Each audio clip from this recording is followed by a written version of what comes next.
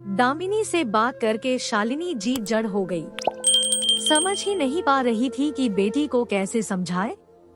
बचपन से लेकर उन्होंने दामिनी की हर इच्छा पूरी की थी, उसे पूरी आजादी दी थी और उसे समझाने के उद्देश्य से अपने संस्कारों की परिधि को पार करके उसके साथ एक एक कदम आगे चलने का प्रयास किया था। पर आज वो दामिनी की लय से लय मिलाकर चलने में खुद को असमर्थ पा रही थी और यही बेसुरा राग उनके मन में शोर पैदा करके उन्हें दुखी कर रहा था। इस लड़की का दिमाग खराब हो गया है। बरसों लग जाते हैं पति पत्नी को एक दूसरे को समझने और एक दूसरे के अनुरूप ढलने में, फिर भी ऐसा लगता है जैसे बहुत कुछ छूट गया है जानने समझने को। और ये लड़की 6 महीने में ही तलाक लेने पर उतारू हो गई। अचानक अपने ही कहे शब्दों ने उनके मस्तिष्क पर चोट की और उनके पांव ठिठक गए। यादों के पिटारे में बंद माँ का चेहरा उनके मानस पटल पर उभर आया। उन्होंने भी बड़बड़ाते हुए ऐसा ही कुछ कहा था जब शालिनी जी ने विजातीय देव के साथ घर से भागकर शादी करने का निर्णय लिया था। माँ के विचारों से वो कभी भी सहमत नहीं हो पाई थी। उन्हें माँ हमेशा पुराने और संकीर्ण विचारों की लगी थी।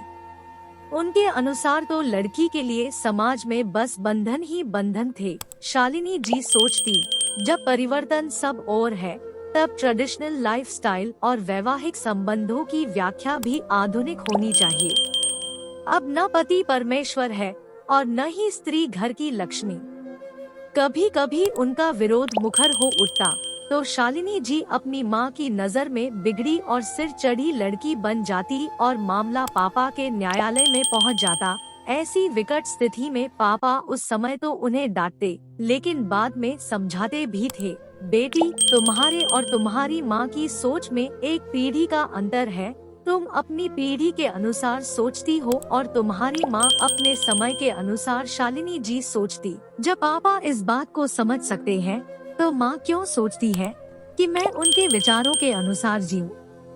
इन विचारों के साथ ही उन्होंने मन ही मन निश्चय किया, मैं जब माँ बनूंगी तो अपनी बेटी के मन को समझूंगी, इतनी उदार बनूंगी कि उनके और हमारे बीच कभी वो दूरी न आने पाए जो उनके और उनकी माँ के बीच आई। इसी सोच का परिणाम था कि दामिनी के जन्म से ही वो अपने अतीत के संस्कारों पर आधुनिकता का कलेवर चढ़ाती रही, जिसकी चमक से दामिनी ही नहीं बल्कि उसकी मित्र मंडली की तारीफ में भी झलक जाती थी। जिन छोटे छोटे विरोधाभासों के लिए वो और उनकी माँ समानांतर रेखाओं के समान जीवन भर चलती रही, उन्हीं रेखाओं की दूरी पाटना ही अपने जीवन का लक्ष्य बना लिया था उन्होंने। इन सब बातों को किनारे पर रखकर उन्होंने दामिनी को फोन घुमा दिया था, लेकिन हर बार मोबाइल पर नो रिप्लाई का मैसेज ही सुनाई दिया। अपने शहर में होती तो तुरंत पहुंच जाती उसके घर, लेकिन मेलबर्न तक का सफर तय करना इतना सहज भी तो नहीं था। बमुश्किल फोन मिला भी तो बात हाँ से आगे नहीं बढ़ पाई। शालिनी जी जानती थी बचपन से ही गुमसुम और खामोश रहने वाली दामिनी को जब कोई बात गहरे से मथने लगती है तो वो खुद को एक गुफा में कैद कर लेती है। वहीं अंतर्द्वंद में घिरी समस्याओं के तानों बानों में उलझी रहती है। चाहे वो स्कूल की परीक्षा हो या कॉलेज के ड्रामे में भाग लेने के दौरान तैयार होने की या बैडमिंटन का मैच हारने की, फिर धीरे धीरे सब कुछ सामान्य हो जाता है। इसीलिए शालिनी जी ने उसकी गुफा में प्रवेश करने की कभी कोशिश नहीं की। साइकोलॉजी की प्रोफेसर होने के नाते वो जानती थी कि दामिनी खुद ही बाहर निकलकर खुले में थिरकने लगेगी। उसका थिरकना, हर समय बोलते रहना, बात बात में खिलखिला उठना, देखा जाए तो यही दामिनी का सच था। लेकिन इस बार दामिनी की खामोशी शालिनी जी को कुछ ज्यादा ही लंबी खिंचती नजर आ रही थी।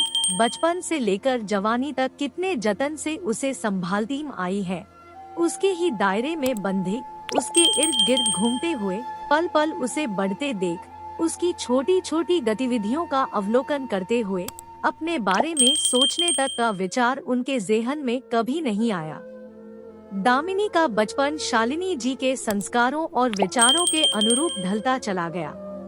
उसकी मासूम खिलखिलाहटों में खोई शालिनी जी को पता ही नहीं चला कि कब दामिनी ने यौवन की दहलीज पर कदम रखा। वो अब भी उसे बच्ची ही समझ रही थी कि एक दिन दामिनी का रूम साफ करते हुए उन्हें आई लव यू लिखा कार्ड मिला। पल भर को उनके आधुनिकता के कलेवर को धोपोंछ कर मां प्रकट हो गई, जो शालिनी जी के 12वीं उत्तीर्ण करने के बाद को एजुकेशन वाली यूनिवर्सिटी में एडमिशन लेने पर सतर्क हो गई थी और किसी जासूस की तरह हमेशा उनके कॉलेज के लिए निकलते समय अंदर तक भेदती नजर से ऐसे देखती, मानो उनके पहनावे के साथ उनके मन की भी स्क्रीनिंग कर रही हो कि कहीं किसी से कोई चक्कर तो नहीं चल रहा। इस समय यही हालात शालिनी जी की थी। वो दामिनी की अलमारी उलट पलट कर देखने लगी। मोहित मोहित मोहित। मन आशंकित हो उठा। शाम हो चुकी थी। दामिनी कोई ना समझी न कर बैठे, पर दूसरे ही पर उन्होंने खुद को घुड़क भी दिया था, तू भी माँ बनने चली है। याद है तू उनकी ताक झांक से कितना चिढ़ती थी। अब तो जमाना और भी बदल चुका है। सोशल मीडिया से दुनिया का दायरा और भी छोटा हो गया है। दूरियां नजदीकियों में बदल चुकी है। दिन पर दिन फ्रेंड लिस्ट लंबी होती जा रही है, तो युवाओं पर अंकुश कैसा। दामिनी की प्रेम कहानी फेसबुक पर शुरू हुई थी। अपने टाइम लाइन पर उसे मोहित का मैसेज मिला था। दोनों की बातें शुरू हुई। अपने म्यूचुअल फ्रेंड्स से लेकर जिंदगी के अनुभवों तक दोनों घंटों बातें करते रहते। वक्त आगे बढ़ रहा था और बातों का दायरा भी। फोन से छूटते तो दोनों लैपटॉप पर बैठ जाते। अम्मा की दलील थी कि लड़के लड़की का कुछ चक्कर जरूर होता है, तभी वो 7-7 घंटों बातें करते रहते हैं, वरना लड़की लड़के की दोस्ती का क्या तुक है। देवरानी अपना पक्ष रखती, जेठानी अपना। लेकिन शालिनी जी जानती थी कि मोहित भोली भाली दामिनी की दोस्ती के साँचे में एकदम फिट बैठ चुका था। एक अजीब सी समझ दोनों के बीच कच्चे धागे के मजबूत बंधन सी खिंचती चली जा रही थी। मोहित से जुड़े तमाम प्रेम प्रसंगों को उसने खुद ही शालिनी जी को बता दिया था। उसने मोहित से उन्हें मिलवाया भी था और शालिनी जी ने अपने विचारों को और अधिक उदार बनाने का निश्चय किया। तसल्ली इस बात की थी कि उनके और दामिनी के बीच अविश्वास और वर्जनाओं की वो अदृश्य दीवार नहीं थी, जिसने उन्हें अपनी माँ से सदा एक दूरी पर रखा था। साथ ही वो खुद पर गर्व भी करती कि वो दामिनी के साथ इतना मित्रवत व्यवहार बनाने में सफल हुई कि वो उन्हें अपना सब कुछ खुलकर बता देती है। लंबे आकर्षक मोहित से मिलकर शालिनी जी के मन में संतुष्टि का भाव बना था।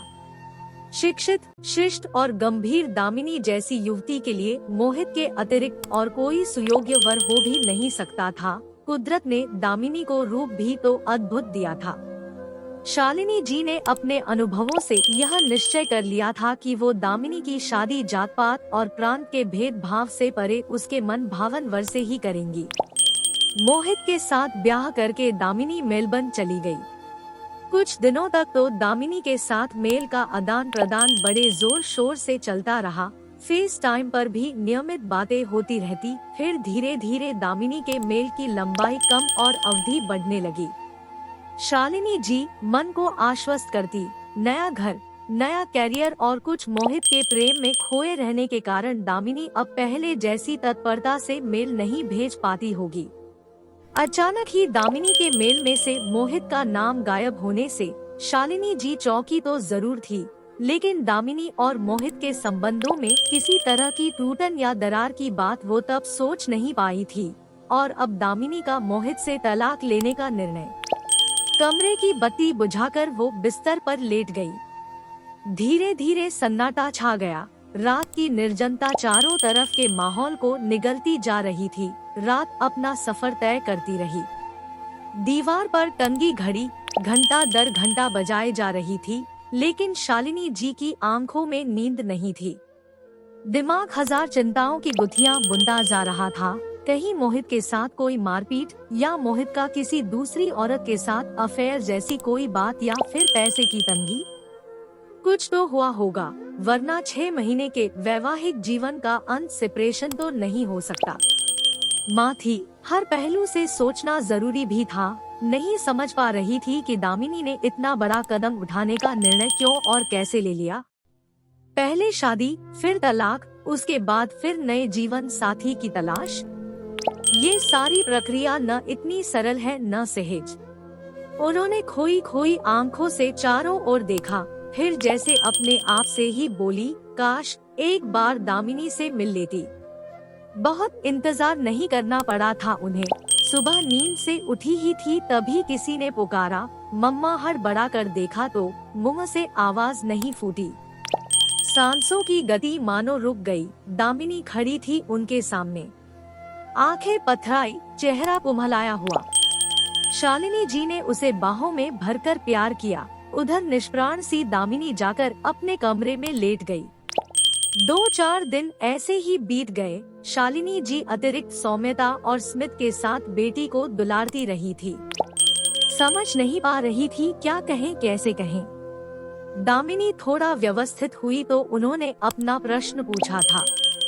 दामिनी का खिला खिला चेहरा सहसा कठोर हो गया, पर जरन बनावटी मुस्कान बिखेरती हुई बोली, मम्मा कुछ मत पूछिए, क्योंकि अगर सुनेंगी तो आपके मन में भी वही टीस जागेगी जिसे दबाए मैं यहाँ तक आ पहुँची हूँ। लेकिन क्यों? क्यों है तेरे मन में टीस? जिस आदर्श पुरुष की तुझे कामना थी वो तो तुझे मिल गया था, तुझसे प्रेम भी करता था, फिर तूने उसे क्यों खो दिया पगली? मोहित वो सुपात्र नहीं था मम्मा, जो मेरे प्रेम को सहेज पाता।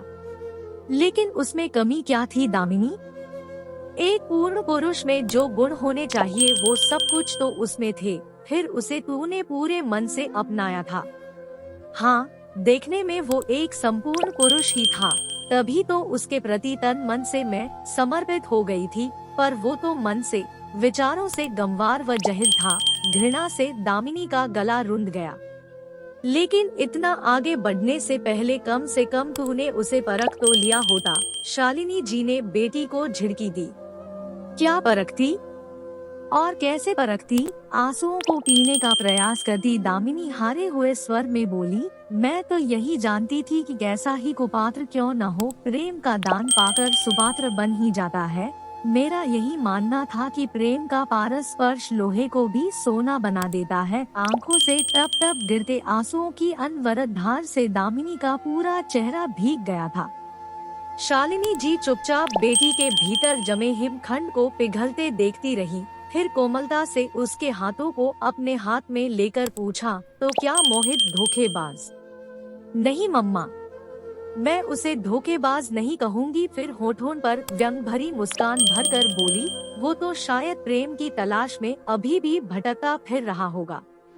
ये और बात है कि इस कलयुग में ऐसी कोई सती सावित्री उसे नहीं मिल पाएगी जो पुजारिन बनी उसे पूजती हुई जोगन का बना पहनकर उसके थोथे अहम को तृप्त करती रहे। बस यही नहीं कर पाई मैं। अपना सब कुछ समर्पित करने के बदले में उसने भी मुझसे एक ही प्रश्न पूछा था, मात्र एक प्रश्न, जिसका जवाब में तो क्या दुनिया की कोई नारी किसी पुरुष को नहीं दे पाई। दामिनी की आंखें फिर छलक आई, जैसे बीता हुआ कल फिर उसके सामने आ खड़ा हुआ। जाने दे दामिनी, जो तेरे योग्य ही नहीं था, उसके खोने का दुख क्यों? शालिनी जी ने उसे सांत्वना देने के लिए कहा, लेकिन दामिनी अपने में ही खोई बोलती रही। आज भी मेरे कानों में उसका वह प्रश्न गूंज रहा है, मम्मा, मैं यह कैसे मान लूं कि जो लड़की शादी से पहले ही एक पर पुरुष के साथ इस हद तक जा सकती है, वो किसी और के साथ। छी! हमेशा नए पुरुषों के संग उसने मुझसे धंधा करवाना चाहा मम्मा। मैं हिचकती झिझकती तो कहता, इसमें शर्म की क्या बात है? जैसे भूख लगने पर खाना खाते हैं, वैसे ही देह की भूख मिटाना भी एक सहज धर्म है। दामिनी के चेहरे पर नफरत के भाव पनप उठे। मेरी चेतना चकित थी, मेरा बोध बाज, मैं निपट मूर्ख निकली, अपनी ही नजरों में कहीं टिक नहीं पा रही हूँ। किस तरह बचते बचाते यहाँ पहुँची हूँ, मैं ही जानती हूँ। दामिनी की आवाज में छिपा दर्द शालिनी जी को गहराई तक खरोच गया। पहली बार उन्हें अपनी माँ की सोच और व्यवहार कुशलता सही नहीं लगी। आज उनकी हर बात का गूढ़ अर्थ समझ में आ रहा था शालिनी जी को, और उनकी हर बात तर्क संगत लग रही थी। काश शालिनी जी ने खुद समझा होता कि जिंदगी को अनुशासित और संगठित रूप देने के लिए ही बड़े बुजुर्गों ने विवाह संस्था को जन्म दिया है। दमित वासनाओं का उद्यम वेग, नैतिकता के सारे तकाजों और संस्कार, परंपराओं या मूल्यों की सारी दुहाइयों पर भारी पड़ता है, जैसे दामिनी के जीवन पर पड़ा। आशा करती हूँ कि ये कहानी आपको पसंद आई होगी। इस कहानी पर आपकी क्या राय है, हमें कमेंट करके जरूर बताएं। कहानी पसंद आई हो तो लाइक और शेयर करना बिल्कुल न भूलें। चैनल को सब्सक्राइब जरूर करें। कहानी सुनने के लिए आपका बहुत बहुत धन्यवाद।